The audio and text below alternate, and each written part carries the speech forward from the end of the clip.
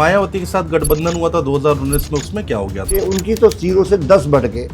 यानी कि जो हमारा कैडर है उसने उनको सपोर्ट करने का काम करा।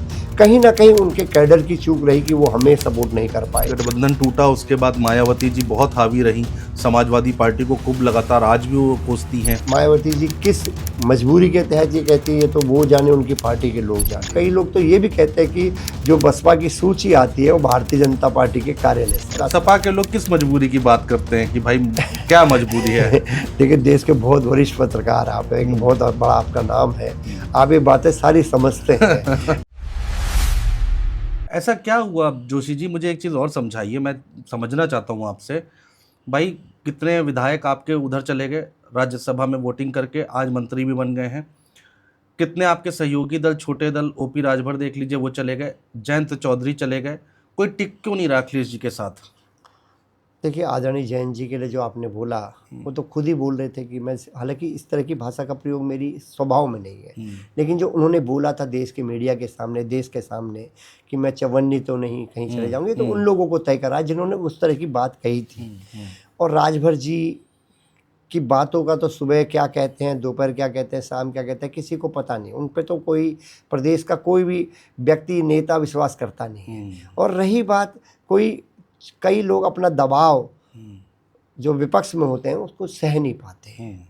सत्ता की जिनकी कमजोरी होती है वो लोग छोड़ के चले जाते हैं और सत्ता लोलुपता में रहते हैं। और कई ऐसे लोग हैं जो आज गए हैं और वहाँ भी कोई स्थान नहीं पाए। इसी सूची को आप देख लीजिए। और हम तो आशा कर रहे थे कि जब ये अभी नया जो एक्सपेंशन हुआ है, इसमें हम आशा कर रहे थे कि योगी जी 33% महिलाओं का आरक्षण करेंगे, लेकिन देख पाए तो केवल एक महिला को उन्होंने मंत्री बनाया। इसको लागू कर देते, लेकिन चूंकि जो भारतीय जनता पार्टी है उसकी नीति और नीयत ठीक नहीं है। और बहुत सारे साथी जो ये हमारे साथ थे पहले, अब वो भाजपा में चले गए, लेकिन उनका भी कुछ अभी हो नहीं पाया। साथी जाएं, चलिए ठीक है, अखिलेश यादव के खासम खास मनोज पांडे चले जाए तो सवाल उठते हैं।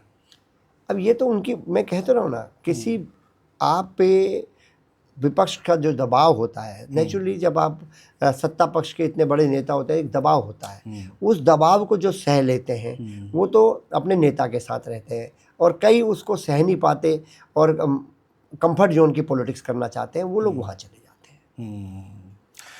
ठीक है, इस बार लग रहा है कि मायावती बहुत दमदार तरीके से चुनाव लड़ेंगी। जो उन्होंने 9 अक्टूबर को एक कार्यक्रम किया, अच्छी खासी भीड़ आई, तो लोगों ने कहा कि इस बार जो है अगर मायावती ग्राउंड पर उतर जाती हैं पूरे दमखम के साथ तो किसको सबसे ज़्यादा नुकसान होगा, सवाल ये उठता है। देखिए, बहुत सारे हमारे राजनीतिक मित्रों ने उस रैली को देखा है, और वो बहुत सारे लोगों ने ऐसा कहने का काम करा कि वो रैली जरूर बसपा का मंच था, लेकिन जो प्रायोजक थी उसकी भारतीय जनता पार्टी थी। भारतीय जनता पार्टी के कार्यकर्ता सकते हैं नहीं, भारतीय, मैं देखिए बहुत लंबे समय से पॉलिटिक्स में हूँ जी। 32 साल मेरा पॉलिटिकल कैरियर हो गया, 95 से मैं पॉलिटिक्स में हूँ, तो मैं थोड़ा चीज़ों को समझता हूँ, क्योंकि जो आप इतने समय से कोई क्षेत्र में काम करते हैं तो थोड़ी बहुत आपकी भी समझ बन जाती है। तो मैं भी एक स्टूडेंट होने के कारण जो पढ़ता रहता हूँ, सीखता रहता हूँ, तो मैंने ये देखा कि ऐसा लोगों का आकलन निकाला कि भारतीय जनता पार्टी, और कई लोग तो ये भी कहते हैं कि जो बसपा की सूची आती है वो भारतीय जनता पार्टी के कार्यालय से आती है। तो इस तरह से बातें प्रदेश में होती हैं जब आप पॉलिटिकल क्षेत्र में होते हैं, आप सोशल क्षेत्र में। बीजेपी बीएसपी को क्यों इस तरह से आगे बढ़ाएगी?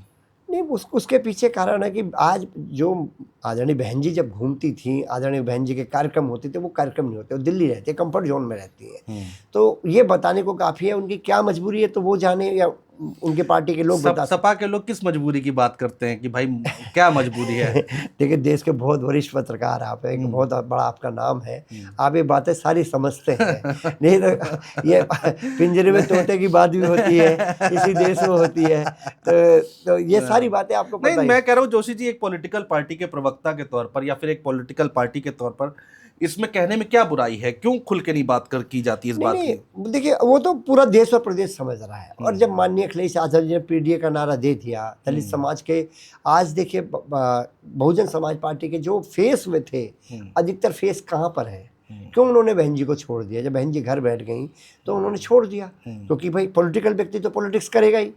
अब आपकी क्या मजबूरी है वो तो आप जाने, लेकिन जो अन्य कार्यकर्ता थे वो कहाँ, किस पार्टी में आपको ज़्यादा दिखते हैं? अगर आप सही में ईमानदारी से अवलोकन करेंगे तो अधिकतर लोगों ने, उनको लगा कि, और माननीय अखिलेश यादव जी इसको बहुत अच्छे तरीके से बताते हैं हम जैसे सामान्य कार्यकर्ताओं को। वो कहते हैं कि ये जो समाजवादी पार्टी की जो साइकिल है, ये दो विचार है, एक लोहिया का विचार है और एक अंबेडकर साहब का विचार है। हम दोनों इन विचारों को लेके चलेंगे।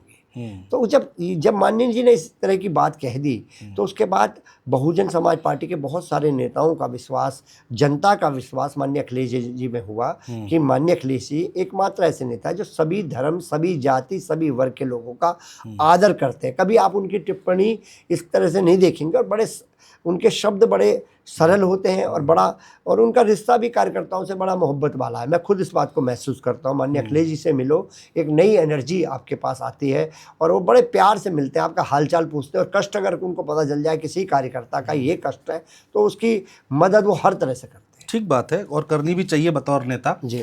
मैं आपसे ये जानना चाहता हूँ कि भाई जब आपके विपक्षियों से जब हमारी बात होती है तो वो कहते हैं भाई अखिलेश यादव ने किन यादवों को टिकट दिया? जो लोग जीत के आए हैं 5 या 4 या 5-6 जो सांसद हैं वो परिवार के ही हैं और एक ही जगह के ही हैं, सबका पता एक ही है। बाहर के किस यादव को उन्होंने टिकट दिया और किसको जिताया? देखिए, पॉलिटिक्स में सबसे बड़ी चीज़ होता है जिताओ। आप खुद कह रहे हैं कि जितनों को टिकट दिया सब जीत के आए, और किसी को एक जो गृह क्षेत्र है वहाँ से नहीं दिया, वहाँ से तो सांसद जी लड़ी हैं, लेकिन अन्य लड़े और जिताया। और जब जनता जिताती है तो क्वेश्चन खत्म हो जाता है, क्वेश्चन खत्म हो जाता नहीं है। फिर एक सवाल और उठता है परिवारवाद का। ये परिवारवाद तो अब भारतीय जनता पार्टी से ज़्यादा परिवारवाद कहाँ है? जिन्होंने क्रिकेट नहीं खेला वो आज क्रिकेट के अध्यक्ष बने घूम रहे हैं, जिन्होंने पूरे जीवन क्रिकेट नहीं खेला, जिन्हें बल्ला पकड़ना ढंग से नहीं आता, वो क्रिकेट बोर्ड चला रहे हैं। तो ये परिवारवाद की बातें तो खोखली हैं आज इनकी। मैं कह रहा हूँ माननीय कल्याण सिंह जी का ड्यू रिस्पेक्ट मैं कहना चाहता हूँ। कल्याण सिंह जी के पोता आज वहाँ पर संदीप सिंह जी मंत्री हैं, तीसरी पीढ़ी है। परिवारवाद की किस बात है? आप किसी भी परिवार में जन्मे और आपने उस फील्ड में अपने आप को पास होके दिखाया, तो फिर परिवारवाद कहाँ है? क्रिकेटर का बेटा क्रिकेटर हो सकता है, डॉक्टर का बेटा डॉक्टर है, तो एक नेता का बेटा नेता क्यों नहीं हो सकता? ये भी तो प्रश्न बनता है ना। जब अन्य आप पत्रकार है, कल को आपका बेटा पत्रकारिता करे और कोई अपने आप को प्रूव कर दे तो कौन रोक पाएगा उसको? ठीक बात है। परिवार की बात हो रही है, अपर्णा जी चली गई, फिर आपके विपक्षी जो आपके ऊपर हमला करते हैं वो कहते हैं देखो शिवपाल जी के साथ क्या किया अखिलेश यादव ने। एक साहब थे, उन्होंने कहा जो अपने बाप का नहीं हुआ, पिता का नहीं हुआ, वो बाकियों का क्या होगा? इस तरह की बातें होती हैं और आप टीवी डिबेट में बैठते हैं और आपके सामने भी ऐसी बातें आती हैं। देखिए, मैं इतना कहना चाहता हूँ, उन जो लोग माननीय अखिलेश यादव जी के लिए इस तरह की बातें करते हैं, मैं उनसे कहना चाहता हूँ 2012 के माननीय अखिलेश यादव जी को याद कर लीजिए। पूरा उत्तर प्रदेश उन्होंने साइकिल से नापा, और जब सरकार बनने की बात आई, सरकार बनने में माननीय नेताजी का फैसला था कि माननीय अखिलेश यादव जी को मुख्यमंत्री बनाए। वो मेहनत करने में थे, वो युवाओं को जोड़ने में थे, पूरे साइकिल का पूरा उत्तर प्रदेश नाप दिया। ये कभी कोई चैनल नहीं बताता कि माननीय अखिलेश यादव जी ने इतनी बड़ी साइकिल यात्रा करी, लोगों को जोड़ा, और हम लोग वहाँ पर हरा के आए थे, दूसरे विचार को हरा के आए थे, बसपा को हरा के आए थे हम लोग वहाँ पर। तो कभी इस बात की किसी मीडिया ने चर्चा नहीं की। बड़ा दुख होता है मुझे इस बात को जब मैं देखता हूँ कि मीडिया में इस तरह की चर्चा नहीं होती, क्योंकि हम पॉलिटिकल साइंस के स्टूडेंट हैं तो हम उस बात को पढ़ते हैं, देखते हैं, वीडियो हैं आज भी उसके माननीय अखिलेश यादव जी की यात्रा के। तो माननीय अखिलेश यादव जी ने उसके लिए श्रम करा है, और माननीय अखिलेश यादव जी मैं कहना चाहता हूँ आज के समय के एकमात्र ऐसे नेता हैं जो हमेशा कार्यकर्ताओं के लिए स्टैंड लेते हैं, खड़े होते हैं। और आज वो विपक्ष में है, लेकिन मैं जब कार्यालय जाता हूँ मुझे सबसे खुशी पता है किस बात की होती है? सबसे ज़्यादा खुशी मुझे इस बात की होती है कि माननीय अखिलेश यादव जी किसी ना किसी की वहाँ मदद कर रहे होते हैं। वो सरकार में नहीं है, लेकिन वो तन मन धन से मदद कर रहे होते हैं। हमारी पार्टी आज भाई सारे इलेक्ट्रॉन बोर्ड तो भारतीय जनता पार्टी ले गई, हमारे पे तो कुछ आया भी नहीं। तो लेकिन अब जो भी हमारे संसाधन है, जैसी भी हमारी पार्टी व्यवस्था चलाती है, उसके तहत भी जिन लोगों पर इस सरकार में हमले हुए या नुकसान हुए जिनके, उनको मदद करने का काम, उनके साथ खड़े होने का काम अगर किसी ने करा तो माननीय अखिलेश यादव जी ने।